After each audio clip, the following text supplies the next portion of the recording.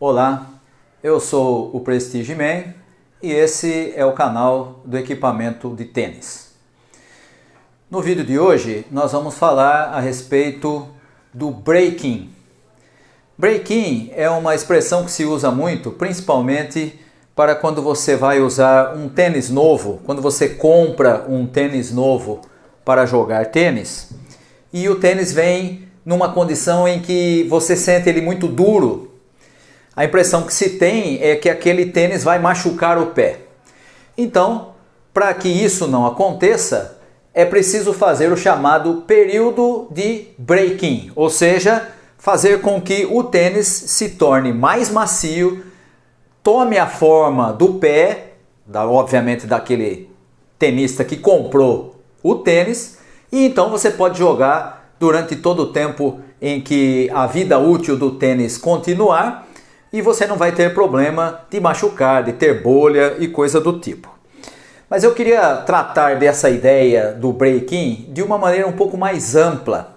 Não só falando a respeito do tênis, mas também como isso acontece em outra escala com as raquetes e com as cordas.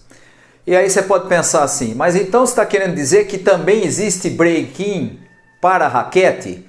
Não exatamente como com o tênis, mas há uma situação em que o uso da raquete, a maneira como se faz os testes com a raquete, influencia no resultado que a pessoa pode alcançar quando principalmente faz teste com aquelas raquetes que são disponibilizadas por lojas para que a gente possa conhecer a raquete antes de comprar. E depois a raquete quando você compra do mesmo modelo, com a mesma corda, e há sempre uma diferença entre aquilo que o sujeito experimentou e aquilo que ele recebeu quando comprou a raquete nova. Então nós vamos fazer menção dessa realidade que acontece com o tênis, a necessidade do break-in, mas também essa realidade que aparece tanto na raquete quanto nas cordas de tênis. Vamos começar pelo tênis, pelo uso do tênis, que é o mais comum e é comum, quem joga tênis sabe disso, que muitos de nós que já estamos habituados a jogar há bastante tempo, em algum momento podemos ter passado por essa situação em que a gente comprou um tênis novo, não deu tempo de usar o tênis, de fazer com que ele ficasse macio e confortável no pé, e a gente foi para a quadra com o tênis novo.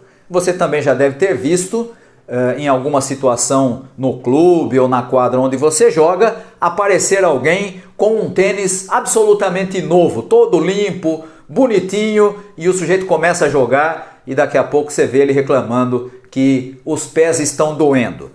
O break-in é essa necessidade de tornar o tênis mais macio de acordo com o seu uso.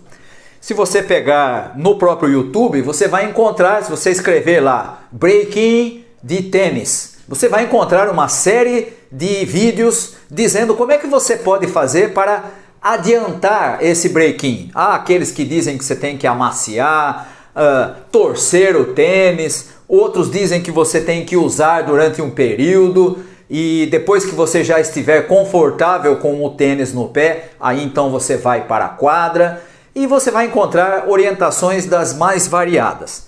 De qualquer forma, há muita diferença de um tênis para outro. Vou citar dois exemplos aqui que quem conhece e joga tênis já deve ter enfrentado. Por exemplo, esse tênis aqui é um tênis da marca ASICS. A maior parte dos tênis da ASICS são mais macios, por exemplo, do que um Adidas Barricade, que também é um tênis muito conhecido, muito usado e de uma durabilidade muito grande. Se você usar um tênis novo como esse aqui, quando chega na caixa e ir para a quadra jogar, e você usar um Adidas Barricade na mesma condição, você vai perceber que esse tênis é mais macio, mesmo novo, do que um Adidas Barricade. Isso para você perceber que a necessidade de break-in não é igual para todos os tênis. Há aqueles que são mais duros, mais rígidos, normalmente são os que têm uma durabilidade maior, e há aqueles que são mais macios, mais flexíveis, E no caso, por exemplo, dos tênis da ASICS, você vai encontrar essa condição de ser um tênis um pouco mais macio.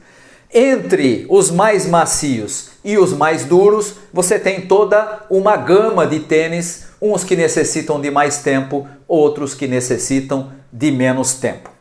Quando a gente fala da raquete, nós estamos nos referindo a algo que você já deve ter tido conhecimento, já deve ter ouvido falar, por exemplo, de pessoas que testam uma raquete nova, aqueles que são intermediários ou iniciantes intermediários gostam muito de ficar trocando o tempo todo de raquete, né? É muito comum você encontrar a pessoa que experimenta a raquete do colega do tênis, do colega de clube, e ele diz: ah, agora sim, agora eu achei a raquete que eu queria. E aí então ele vai se livrar das raquetes que ele tem para comprar uma exatamente igual àquela do colega.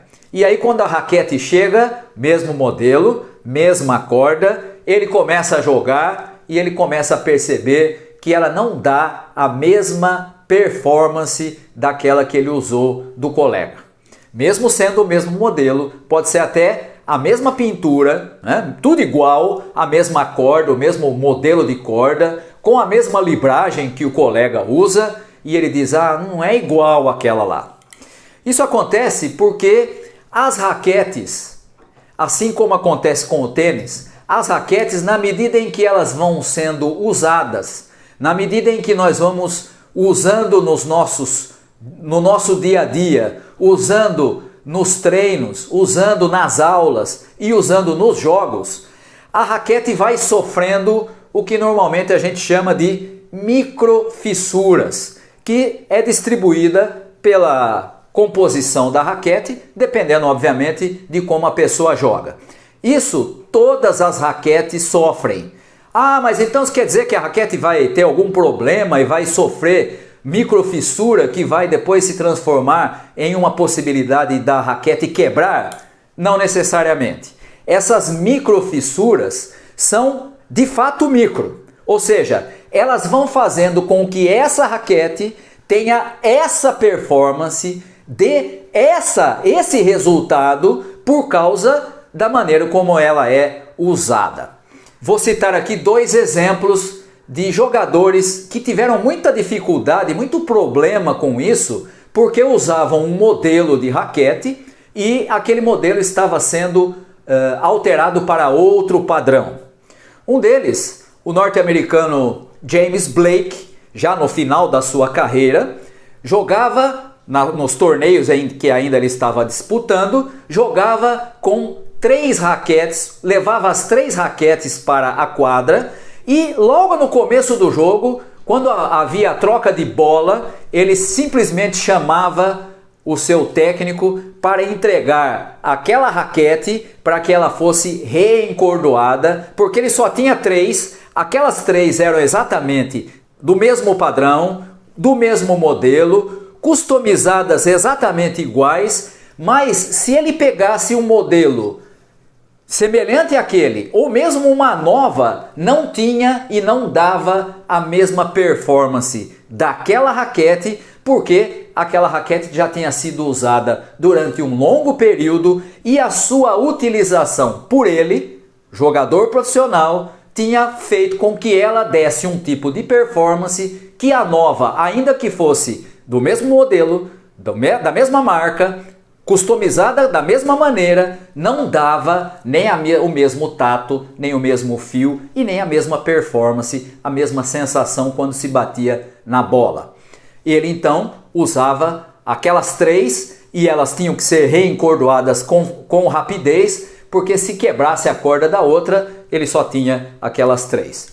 Outro exemplo conhecido é do argentino Juan Martín Del Potro, que também usava um modelo de raquete da própria Wilson, como essa que eu tenho aqui na minha mão, e que no período da sua carreira, entre as suas várias contusões, quem conhece o Del Potro sabe como ele enfrentou problemas desse tipo, ele então teve uma quantidade reduzida de raquetes e ele não queria trocar por outra e nem pela atualização que a Wilson tinha feito daquele modelo, porque as suas raquetes, já usadas durante um longo período, davam um tipo de tato, um tipo de fio que já era fruto da sua utilização.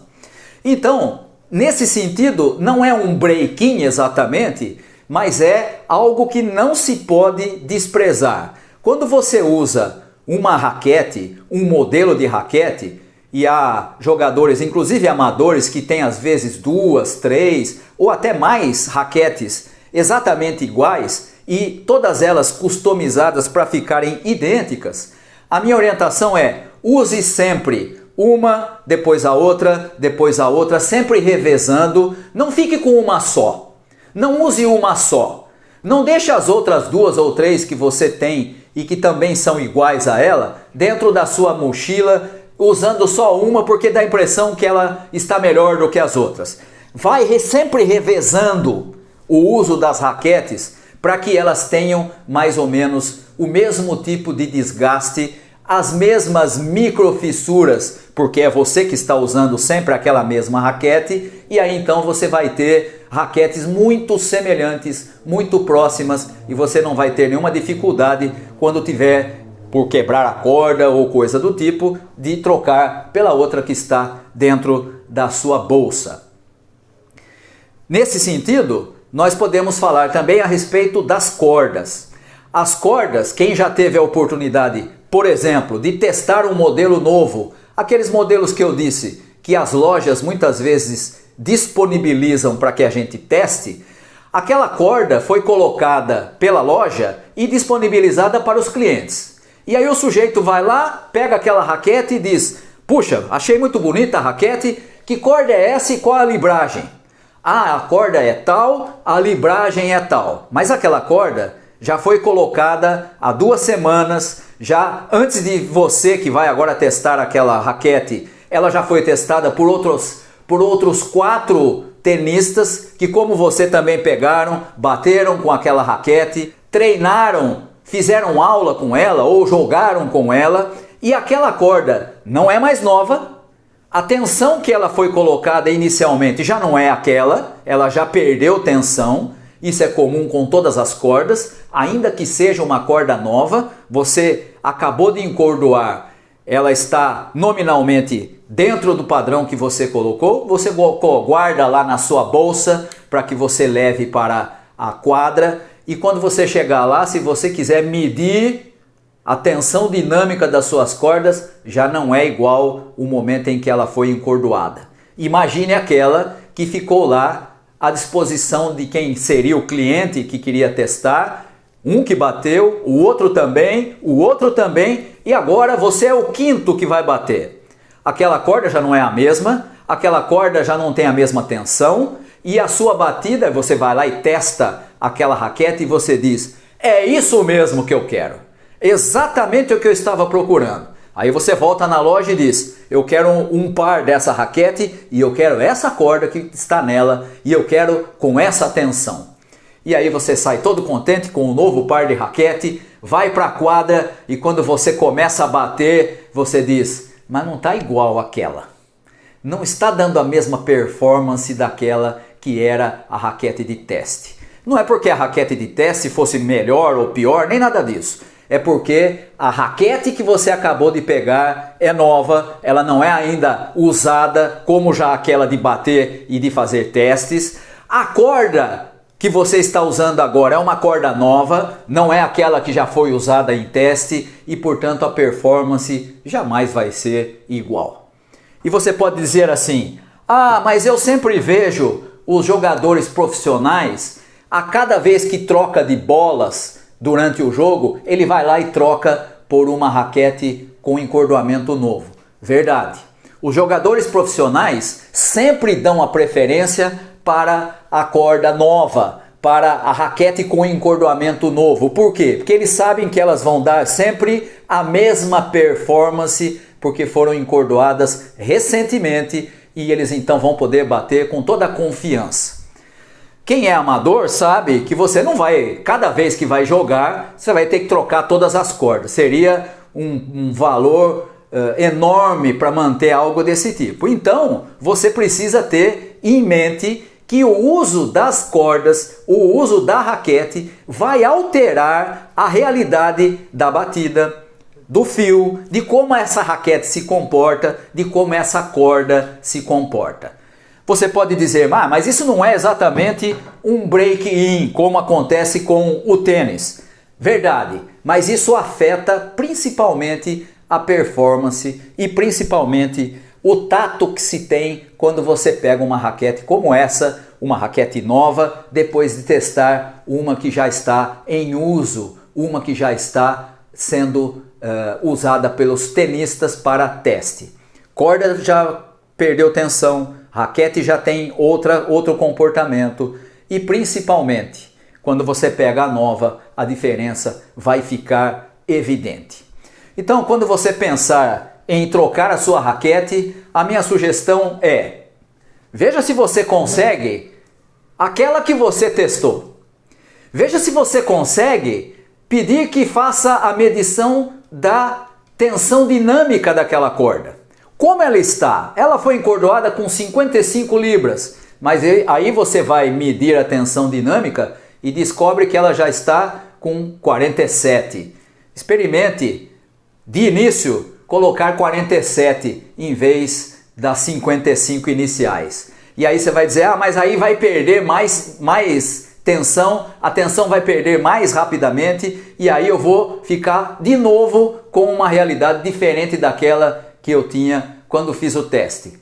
É fato, isso é impossível de solucionar. Mas é preciso que você entenda que isso funciona dessa maneira para que você não acuse o seu vendedor dizendo que ele te deu uma raquete para testar, mas a raquete nova que você comprou jamais deu a mesma performance daquela de teste.